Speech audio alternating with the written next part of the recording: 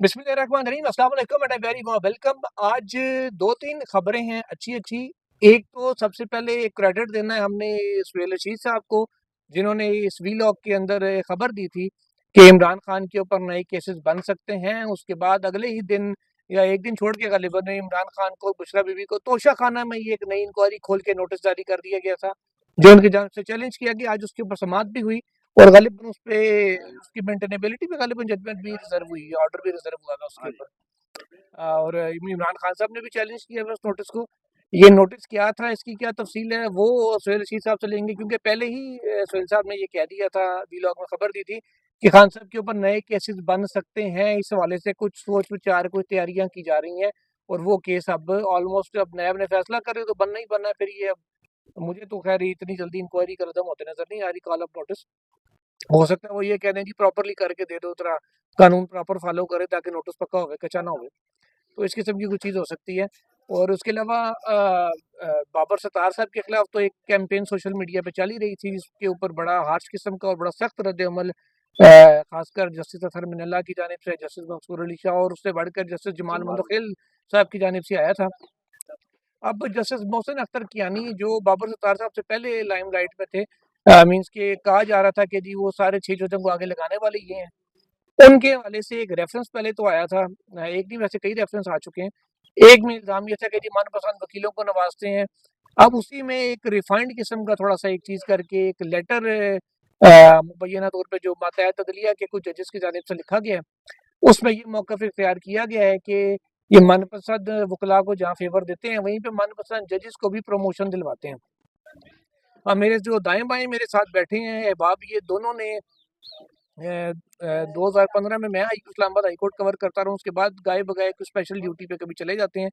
इन लोगों ने बड़ा तवील अरसा इस्लामाबाद हाई कोर्ट कवर की है और ये अब रिसेंटली क्योंकि प्रमोट होके दोनों यहाँ सुप्रीम कोर्ट में आए हैं। इनसे तरीक़ाकार भी आपको बताएँगे, पूछेंगे भी और ये आप इनके ज़रिए आपसे आगाह करेंगे कि बेसिकली मोहसिन अख्तर कियानी साहब किसी जज को प्रमोट कर सकते थे या ये इस्लामाबाद हाई कोर्ट के चीफ जस्टिस ने और पूरी कमेटी ने करना होता है। ये सारी क्राइटेरिया के ऊपर आज रोशनी डालते हैं। इसके अलावा साइफर का भी आज समाअत हुई, उसकी तफसील से भी आगाह करेंगे। तो सबसे पहले सुहेल रशीद साहब आपकी तरफ आते हैं। आपने कहा था कि नए केस बनने वाले हैं और नोटिस आ गया। पहले साकिब बशीर साहब ने कहा था लावा फटने वाला है, तो लेटर आ गया था 6 जजों का, तो उनके ऊपर बड़ी ले-दे हुई थी कि जी पहले से जजों ने लीक कर दी थी इन्फॉर्मेशन। हालाँकि एक साहब ने, आपको याद होगा, ट्वीट किया था समाअत से 1 दिन पहले, बोलो पेंसिल तुम्हारी ज़मानत कैंसल, और खान साहब की बेल कैंसल हो गई थी। नहीं, नहीं सर, अब्दुल कयूम सिद्दीकी साहब ने किया था। बोलो पेंसिल और तुम्हारी ज़मानत कैंसल। अच्छा, उसके ऊपर कभी तनकीद ये नहीं की कि यार इनको भी शायद उस ज़मानत कैंसल करने वालों ने पहले बता दिया होगा या कराने वालों ने बता दिया होगा। लेकिन साकिब बशीर साहब को अच्छा खासा रगड़ा फेर दिया गया कि जी वो देखें जी इनको जजों ने पहले बता दिया था और ये उनके पेरोल पे हैं या उनके टाउट हैं, इनके ऐसे हैं तो वैसे हैं। तो ये आपको क्या नए वालों ने पहले बता दिया था कि सुहेल साहब ऐसे नोटिस करने लगे? आप यूँ समझे कि मेरी और साकिब हुसैन की ज़ुबान काली है, हम जो कहते हैं वो हो जाता है, ठीक है? बस यही कहते हैं और क्या हो सकता है। एक सहाफ़ी का काम ये है कि वो जो ऑब्वियसली। काम कर रहा है वो खबर का पता रखे कि कहाँ क्या हो रहा है। खबर यस। सामने आ जाने के बाद, कहानी पढ़ जाने के बाद खबर फिर सहाफ़ी बीच में से उसका रोल माइनस हो जाता है। हाँ, फिर तो चीज़ वही है जो आपको पहले बताया जाए कि ये होने जा रहा है, ठीक है? एग्ज़ैक्टली। तो अभी मैं पहले एक बंदे के साथ बात कर रहा था कि किलिंग द मैसेंजर वाली बात नहीं होनी चाहिए कि जो पैगाम लाया उसको गोली मार दो। हुँ, तो पता था साकिब बशीर साहब चूँकि हाई कोर्ट के अनडाउटली इस वक़्त जो है ना वो सबसे फ़ाल और बिल्कुल। सबसे बाखबर रिपोर्टर हैं। अ, 2 म मर्तबा प्रेज़िडेंट रहे हैं जी, जी, एसोसिएशन के। जी, जी। और एक्टिवली काम करते हैं और सुबह 7-8 बजे वो निकल जाते हैं, रात को 11-12 बजे वापस आते हैं और ये पूरा दिन वो खबर की खोज में रहते हैं और मैंने उनकी मेहनत को बहुत करीब से देखा है। तो और उनको अगर उनकी खबर नहीं सबसे मिलेगी तो अच्छी किसे बात ये मिलेगी? है कि अनबायस्ड होके वो खबर में जी, कभी जी। डंडी नहीं जी, मारते जी, होते। जी, जी, कभी भी नहीं देखा हमने। अच्छा, जो दूसरी बात आपने की, अच्छा फिर वो हाई कोर्ट से ख़ैर आपने कहा प्रमोट हो गए उभर आ गए। हम तो इस्लामाबाद हाई कोर्ट की हद तक मैं बात करूँगा, वहाँ से निकल के लगता है कि हम रिमोट हो गए हैं। वहाँ पे केसेज़ इतने बड़े हैं कि आपको डेली जो है ना कुछ मिलता है। यहाँ पे तो ख़ैर वेट करना पड़ता है लेकिन आजकल मेला लगा हुआ है। अच्छा, आप ये अ, बताएं कि वो नैब वाली उस इंक्वायरी में क्या है, नई इंक्वायरी में अच्छा, जो। मैं आपको बता देता हूँ, बात इंक्वायरी की नहीं, अब वो इंक्वायरी से इन्वेस्टिगेशन में दाखिल हो गया। दूसरी खबर आपको दे रहा अच्छा, हूँ, उसका रेफरेंस बन रहा है और उस रेफरेंस का नाम होगा तोशाखाना 2। तोशाखाना 2। ठीक है ओके, जैसे पीडीएम 2 है वैसे ही जी, तोशाखाना ऐसे तोशाखाना 2 रेफरेंस है। 2। नैब के इसके 4 स्टेजेस होते हैं। कंप्लेंट आती है, कंप्लेंट वेरिफिकेशन जिसे सीवी कहते हैं। जी जी। ठीक है, वो मुकम्मल होती है, उसके बाद वो इंक्वायरी में जाता है। इंक्वायरी मुकम्मल होती है तो इंक्वायरी की मुकम्मल रिपोर्ट मुलज़मा को फराहम इन्वेस्टिगेशन की आती है, हाँ जी। गई। इन्वेस्टिगेशन का मरला आता है, यानी इन्वेस्टिगेशन में दाखिल हो गई तो उसके बाद सिर्फ एक मरला रहता है, रेफरेंस दायरे का। ठीक है, तो ये बड़ा स्पीड अप करके इस केस को इन्वेस्टिगेशन में दाखिल कर दिया गया। अब इन्वेस्टिगेशन की सतह पर ना गिरफ्तारी हो अच्छा, सकती है। ईबीएम ने मंजूरी दे दी है इंक्वायरी सर से वो सारा इन्वेस्टिगेशन कुछ में हो करने गया है और बड़ा दिलचस्प है कि जो नोटिस भेजे जा रहे हैं उसके ऊपर मैं नोटिस कुछ पढ़ चुका था, इसलिए मैंने खबर दी थी। अ, अप्रैल से ये नोटिस जो है ना, 9 अप्रैल को जारी होते हैं, 16 अप्रैल जो को बंदा भी है। पहले ठीक है, बंद है उसकी गिरफ्तारी फिर भी होगी। नए केस में गिरफ्तारी डाल दी जाएगी। अच्छा डाल दी। ठीक है, उससे होगा ये कि अगर इमरान खान के बाकी केसेस में जमानतें हो दोबारा जाती दोगे हैं तो वो बाहर नहीं आएंगे। तो एक ये पेंडिंग केस होगा जिसमें उनकी गिरफ्तारी डाल चुकी होगी, उनको रिमांड पे रखा जाता है। जितना अर्सा रिमांड पे रखा जाएगा, फिर जुडिशल होगा, फिर जमानत की दरखास्तें आएंगी, फिर नोटिस होंगे, तो काफी माह जो है ना मजीद उनके अंदर रखने का इजरा तोशाखाना 2 हमवार कर देगा। अब में। तोशाखाना 2 क्या है ये मैं आपको बता दूं। तोशाखाना 1 जो उनका, बल्कि इसको नाम मेरी नजर में तोशाखाना 3 देना चाहिए। एक इलेक्शन कमीशन वाला भी तो था हाँ ना। जी। चले नैब के ये दो हैं तो तोशाखाना 2 ही से रखें। अच्छा, 1 जून पे तीसरी बार अब ये होने जा रहा हम्म, है। अब तोशाखाना 1 जो नैब का था उसमें कहा गया, उसमें सिर्फ एक गिफ्ट जो है ना, ग्राफ घड़ी ज्वेलरी सेट। ठीक है, ग्राफ ज्वेलरी सेट हुआ है, उसमें पूरा पैकेज है चीजें। जी। उसकी जो है ना कहा गया कि वो कम कीमत लगवा कर उसको लिया गया और बेच दिया गया। तो वो उसकी हद तक था। टोटल जो है ना 118 गिफ्ट्स नैब के मुताबिक मिले थे बुशरा बीबी और इमरान खान को, और उसमें से 58 इन्होंने रिटेन किए थे। ठीक है, तो पहला रेफरेंस एक की हद तक था, तो अब जो है ना बाकियों की हद तक है। तो उसके ऊपर इंक्वायरी मुकम्मल हो चुकी है। ठीक है, इंक्वायरी रिपोर्ट में पढ़ चुका हूँ। कोई मतलब वो चक्कर नहीं कि किसी ने लीक कर दिया, ये वो मेरे सोर्सेज हैं नैब में, जो पता चल जाता है चीज़ों का। ठीक है, तो वो चीज़ें मैंने देख रखी हैं कि जी ये मामला इस तरफ जा रहा है कि बाकी जो गिफ्ट है ना 57 उनकी हद तक ये मामला इस रेफरेंस में कवर किया जाएगा, और इसमें मुमकिन तौर पर गिरफ्तारी भी डाली जा सकती है। इस पर भी गौर फिक्र हो रहा है। और बुशरा बीबी इसमें 7 को एक्यूज हैं। अ, इमरान खान साहब भी हैं, और इनके खिलाफ ये केस नया बन जाएगा और वो भी अदालतों में डल जाएगा, और यूँ उनकी गिरफ्तारी को जो है ना प्रोलॉन्ग किया जा सकता है। इमरान खान की जल्द रिहाई जो है ना उसके ऊपर एक नई तलवार ज़रूर रख दी गई है। अगर कुछ गैर मुतवक्को नहीं हो जाता तो इमरान खान मज़ीद जो है ना वो अंदर ही रहने वाले हैं। और नैब जिसे ख़त्म करने का नारा लगाया था मुस्लिम लीग नून ने, अ, उसमें अब जो है ना कुछ 60 से ज़्यादा नए प्रोसिक्यूटर्स भर्ती किए गए हैं। ठीक है, उसमें हाँ जी। डिप्टी प्रोसिक्यूटर जनरल भी हैं और रिसर्चर्स भी हैं और प्रोसिक्यूटर्स हैं। तो ये 60 से ज़्यादा भर्तियाँ की जा चुकी हैं ताकि ये केसेस मज़ीद उससे चलाए जा सकें, और पुराने केसेस वापस लिए जा रहे हैं, एलएनजी वगैरह बिलाखिर, यार और वैसे अच्छा, नए रेफरेंसेस दायर किए जा रहे हैं। एक और सुहेल साहब से एक वही सवाल नैब पूछना था। जिसने गाड़ी देने को कहा जी कि ये जुर्म नहीं है, हम्म, वो अब टैरिफ छोटे लेने को छोटे जो जो। छल्ले हैं ये बात वो, बात जिनको तोशाखाना रूल्स कहता है कि अगर मिल जाए तो आप बगैर एवेल्यूएशन के यार भी पास बात रख गाड़ी सकते हैं। मेरी ठीक बात है, सुनो। उनके ऊपर भी बात जाने सुनो वाली एक आपने मिनट, गाड़ी एक के। सवाल पूछ लूं सुहेल अच्छा साहब से। सुहेल साहब, ये आपने जो जैसे बताया कि प्रोलॉन्ग हो सकती है गिरफ्तारी, उनकी बाहर आने से रोका जा सकता है, क्या अ, हम इसको रिलेट कर सकते हैं जावेद चौधरी साहब के उस स्टेटमेंट से या उस बात से जो उन्होंने कही थी कि इमरान खान और बुशरा में से एक रिहा होगा, दूसरा बतौर जमानत जो है ना अंदर ही रहेगा। नहीं, इसमें तो दोनों रियावते नजर नहीं आ रहे ना, दोनों मुलजम नामजद किए जा रहे एक शरीक मुल्ज़म है। ओके, जी राय अच्छा साहब। बात सोहेल साहब ने गाड़ी की ना, तो यार सोहेल साहब मुझे ये बताएं कि वो कहा जाता है कि वो पूल से ली गई गाड़ी, और वहां पर पूल से अगर गाड़ी ली है तो वहां पर आपने तोशा खाना की पेमेंट किस तरह की यार? ये मतलब क्या कौम को पागल समझा हुआ है यार आप लोगों ने?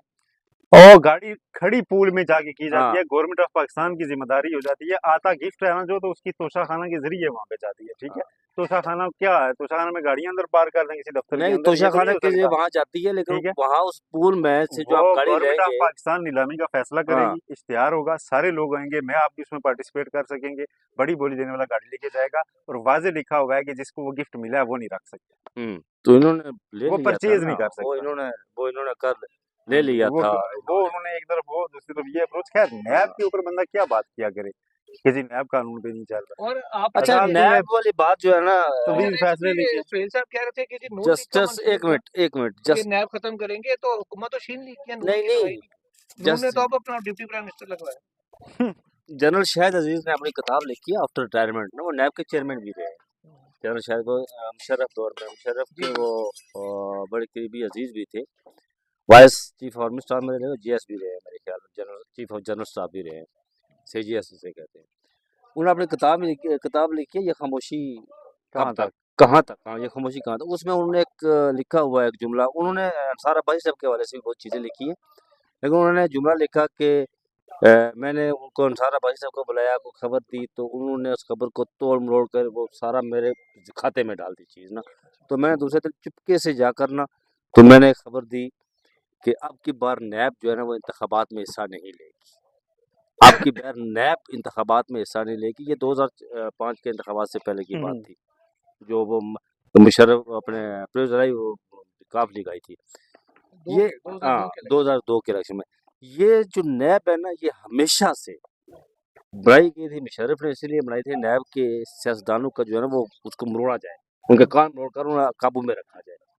मैंने यहाँ पर, जिस तरह सोहेल साहब ने कहा था, मैंने यहाँ पर शाहिद खाकान अब्बासी के दावे देखे, मैंने यहाँ पर मरीम नवाज के दावे देखे, बल्कि इवन मैंने मरीम नवाज को एक सवाल भी किया था, वो कई सवाल मेरा पड़ा हुआ है। मैंने पूछा था कि अगर आप इक़्तिदार में आगे आज इमरान खान की हुकूमत है, तो क्या आप नैब को ख़त्म करेंगे? ये जब इक़्तिदार से बाहर होते हैं ना, पीपल्स पार्टी भी हो या नून लीग भी हो, तो नैब को ख़त्म करने की बातें करते हैं। जब इक़्तिदार में हो ना, तो फिर अपने सियासी को मुखालिफ सियासी को, सियासतदान को रगड़ने के लिए नैब का फिर इस्तेमाल कहते हैं करते हैं। नैब हमारे अंडर नहीं हाँ, नैब हमारे अंडर अच्छा, नहीं मैं है, वो ऑल ऐसा काम टुगेदर नहीं किसी चीज करते। को नेगेट भी नहीं करता होता। पाकिस्तान जैसे मुल्क में जहाँ इतनी करप्शन होती है ना, हम्म नैब जरूरी भी है, और नैब में मैंने ऐसे अफसरान को भी जानता हूँ जिन्होंने खालिस पाकिस्तान के लिए मुहिब वतन होकर इतनी अरकरेजी से ऐसी ऐसी तहकीकात मुकम्मल की हैं कि जिसकी मतलब ना अदरवाइज नज़ीर नहीं मिलती थी। बड़ी साइंटिफिक पढ़ाई जाने वाली जैसे तहकीकात मौलाना थी। फजल रहमान साहब के लेकिन हवाले से नहीं नहीं भी नहीं वो। नहीं नहीं, मौलाना फजल रहमान के हवाले से नहीं। हाँ जो बड़े स्कैंडल गुजरे हैं पाकिस्तान में, जाली अकाउंट स्कैंडल है, दूसरे तीसरे, इसमें काफी चीजें हैं। कार के हाँ, जो कार जुर्माना तो बचा उसमें नैब के अफसर का बड़ा रोल था। तो ऐसी ऐसी तहकीकात लोगों ने की हैं, ऐसी साइंटिफिकली लोगों ने ट्रेस किए हैं क्राइम।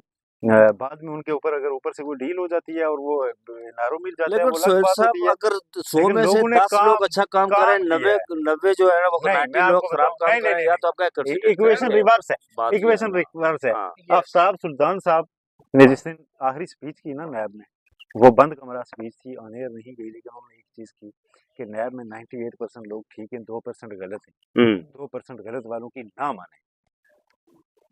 लेकिन वो 2% है वो जिनकी मानी पड़ वो जाती है। आईबी के भी सरदार है एक ना। अफसर बेचारा क्या हाँ, करेगा, क्या उसको तो करें। अथराइज होती है, वो जाके इंक्वायरी करके ले आता है, ठीक अच्छा है। सोहेल साहब, और दूसरा वो ऑनेस्ट ओपिनियन दे देता है। मैं आपको बताऊं, वो कहता है ये केस इतना बनता है, इतना नहीं बनता। ऊपर किसके पास चला जाता है? 2%। जिस तरह आफ्ताब सुल्तान ने प्रोसिक्यूटर जनरल और चेयरमैन है, आफ्ताब सुल्तान ने वो दिया। कहते हैं नहीं, ये रेफरेंस दायर करना ही करना है, और तफ्तीशी बेचारा शर्मिंदा हो गया अदालत आ रहा होता है।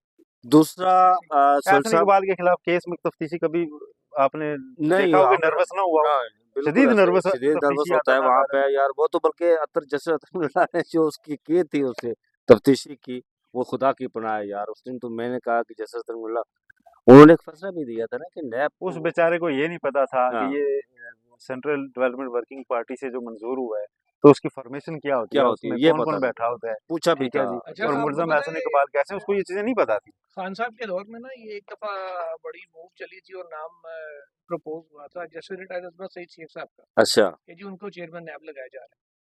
तो मेरा उनसे बड़ा करीबी दोस्ती वाला ताल्लुक है, तो मैंने उनको फ़ोन किया, मैं कहा शेख साहब आप आ रहे हैं? उन्होंने कहा यार मैंने अभी सुना ही है मीडिया में कि जी मेरे वाले से कोई बात हो रही है। तो मैंने अभी जस्ट मुझसे किसी ने कांटेक्ट नहीं किया। तो मैं फिर लाहौर मेरा चक्कर लगा उन्हीं दिनों में, तो मैंने उनसे पूछा, मैंने कहा ये शेख साहब जिस तरह नैब पोलराइज्ड हो चुका है, जितनी नैब के ऊपर तनकीद हो रही है, आप अगर चेयरमैन नैब बनते सबसे पहले काम क्या करेंगे?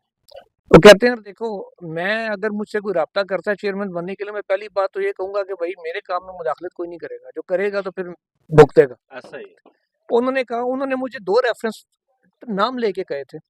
उन्होंने कहा जी जो मैंने अभी तक चीजें देखी है ना, शायद का कान बासी के खिलाफ एलएनजी रेफरेंस, दूसरा उन्होंने हसन इकबाल वाला जो ये नारोवाल स्पोर्ट्स कॉम्प्लेक्स रेफरेंस है। इन्होंने कहा था जी मैं सबसे पहले जाके ये 2 रेफरेंस वापस लूंगा। मैंने कहा क्यों? कहते हैं यार ये इससे बड़ी चवल और कोई नहीं हो सकती जो नैब ने मारी है। और कहते इस तरह के मुमकिन है दर्जनों रेफरेंस और हों जो जाके वापस लेने पड़ेंगे, जो नैब को वापस लेने चाहिए, क्योंकि वो सिर्फ और सिर्फ उन्होंने एक पॉलिटिकल मकसद के लिए बनाए हुए हैं, लोगों को खुश झगड़ा करने के देने लिए के बनाए लिए। हुए हैं। वो उसका असल में उसका कोई ताल्लुक नहीं है, ना वो जुर्म बनता है, ना वो नैब की डोमेन मैं है। आपको नैब के रेफरेंसेस की एक और बड़ी दिलचस्प बात, दोनों मेरी स्टोरीज के ऊपर हुई पेशराफ से, मैं आपको बताता हूँ क्या होता रहा। एलएनजी रेफरेंस में ना मुझे पता चला जी कि नैब रेफरेंस दायर कर रहा है, तो मैंने चेक किया कि जी अच्छा रेफरेंस आप विटनेस के साथ करेंगे, गवाहान कौन कौन होंगे, तो पहले नंबर पे लिखा हुआ शेख रशीद का नाम। शेख साहब उससे पहले नैब रडबली के सामने पेश भी हुए थे, तो मैंने खबर चला दी। मेरे पास डॉक्यूमेंट था, उसके साथ खबर चलाई कि शेख रशीद एलएनजी रेफरेंस में गवाह बने। शेख रशीद साहब ने थोड़ी देर में तरदीद कर दी कि मैं तो गवाह नहीं हूँ, अच्छा यानी नैब और वो एक हाँ पेज पे जी। नहीं है। मैंने कहा जी डॉक्यूमेंट है। अच्छा, उनको पता ही नहीं। अभी जब इमरान खान साहब के खिलाफ ये 190 मिलियन पाउंड स्कैंडल जिसे कहते हैं, जी सारी काबीनों को बुलाते रहे, तो मेरा तजस्सुस बढ़ा यार कौन कौन गवाह बना है।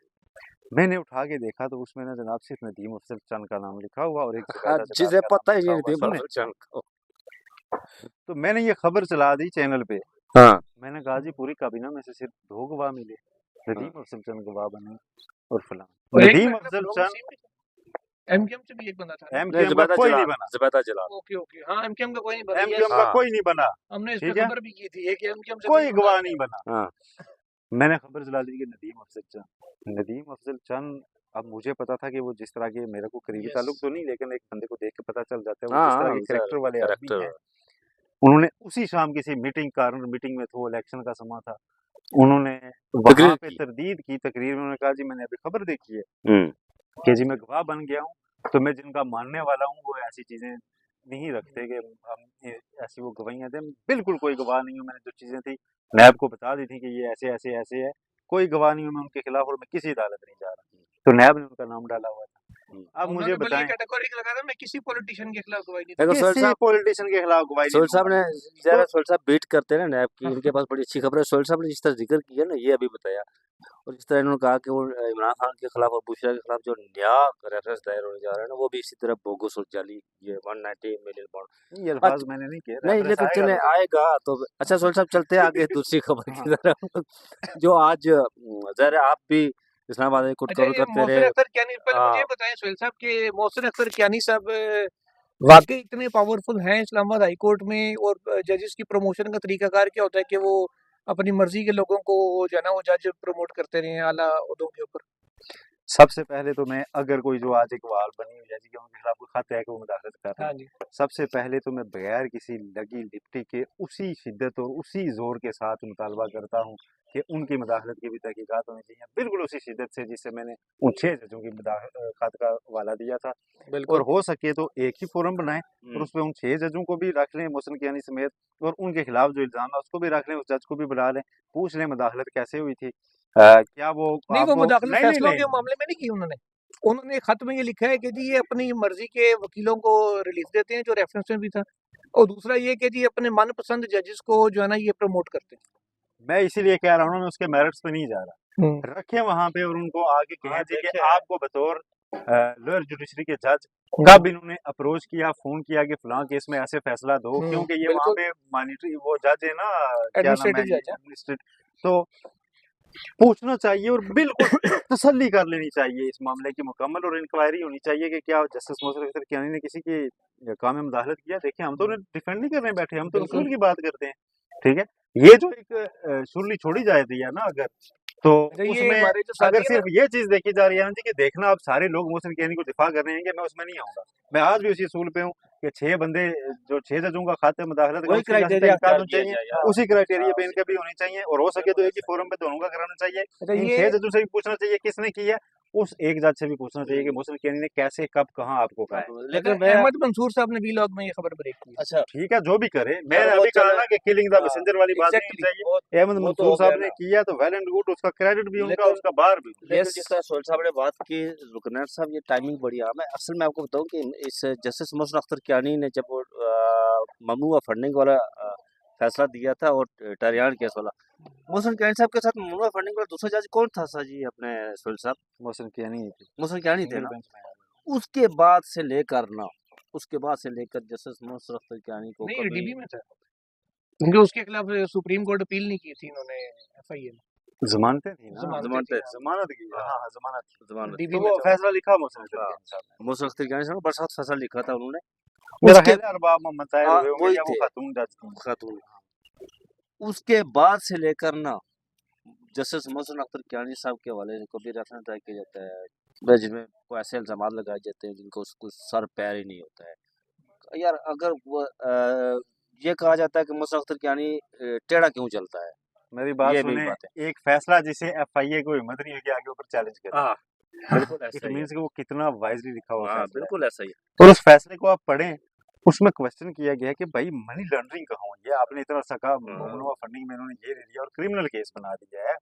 तो क्रिमिनल केस में ये बताएं कि ममनुआ फंडिंग कहाँ हुई, इमरान खान ने कहाँ ली और कहाँ से हाँ, आई, बैंकिंग चैनल से डिक्लेयर्ड अमाउंट जो आई हुई है, बिल्कुल ऐसा ही है। ठीक है, और पार्टी के उसमें आ रही है, उसमें इमरान खान की मनी लॉन्ड्रिंग कहाँ से हुई। कहाँ तो से? ये भी उसमें एक और सवाल उठाया गया था कि इमरान खान के दस्तखत से कोई पैसे आए हैं या उनके अकाउंट में आए हैं, इन्होंने किसी को भेजे हैं, तो वो भी बता दें। हाँ। तो वो भी कहीं से और चेन बड़ी लिंकिंग हो धुआंधार पाई। किस्म की उसमें ये हुई थी वो समात, मुझे अच्छी तरह याद है। एक तो उसमें पूछा गया था एफआईए प्रोसिक्यूटर से, ये बताया जी कि अगर कोई मस्जिद में जाकर किसी को पैसे देता है, अगर वो पैसे किसी ने डाका मार के दिए, यार अगले बंदे को तो क्या कहेगा कि वो डाका मार के दिए, हमें क्या पता यार कहाँ से मोहसिन पड़ा। कियानी साहब का ठीक है, मामला शुरू होता है 15 फरवरी से, फरवरी से 15 फरवरी 2023, जब वहाँ पे खातून जज थी बैंकिंग कोर्ट की, इमरान खान जख्मी थे और जी उनकी अदम पेशी पे हाँ उनकी बेल बिल्कुल ऐसा ही, खारिज करने को बिल्कुल तैयार ऐसा बैठी थी ही, तैयार बैठे कि इतने बजे तक आए तो ठीक, वरना नहीं। नहीं।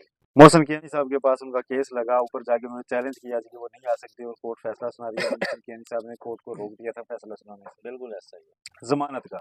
हम्म, वो पहला मौका था जब मोहसिन कियानी साहब ने ना सरप्राइज दिया, बिल्कुल ऐसा ही है। और वो सरप्राइज जो है ना फिर वो बाउंस बैक कर रहा है, बाउंस बैक नहीं कर रहा, लेकिन उससे ना मतलब उसके कीमत अदा असरात कर रहे हैं उसकी। आ रहे हैं।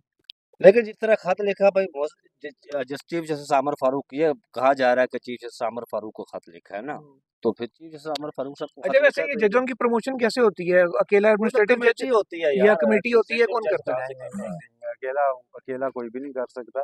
ये खत अगर सिर्फ इस मामले पे लिखा गया है जी कि प्रमोट खाली अपने लोगों को करते हैं, तो ये बिल्कुल वैसा ही खत है जो chief justice Peshawar high court ने रिटायरमेंट से पहले चीफ जस्टिस पाकिस्तान को लिखा लिखा था हम्म, कि कि मुझे जी ऊपर मुझे लेकर जनाब, छोड़ेंगे। हाँ जी, हाँ। उसको उस खत को तो इतना भी नहीं किया कि यहाँ से जवाब भी दिया जाता। अच्छा जी, हाँ ये जी, याद आ गया मुझे, ये मैं खबर जो लाहौर हाई कोर्ट के जो उन्होंने यहाँ पर तजावीज़ भेजी है हाँ जी। रुकनैन साहब, उसमें अच्छा, वो ये एक और ब्रेकिंग है जो राय साहब कहना 35 चाह रहे 40 के करीब जज है वहाँ पर। हैं। हाँ जी। वो इसी तरह कह रहे थे कि वो मतलब अपनी ज़ुबान में कह रहे हैं टिल्ली मट्ठी करके तजावीज़ भेजे ना, तो 10 के करीब ऐसे जज थे वहाँ पर जिन्होंने कहा कि उन कुछ चीज़ों को उन्होंने पिन पॉइंट करवाया कि अगर आप ये नहीं करेंगे बाय फोर्स, अगर नहीं करेंगे तो हम इस्लामाबाद हाई कोर्ट की तरफ पर सुप्रीम कोर्ट को खत लिखेंगे और बताएंगे कि हमारे साथ कहाँ-कहाँ जो है ना वो हमें अप्रोच किया गया और मुदाखलत हुई।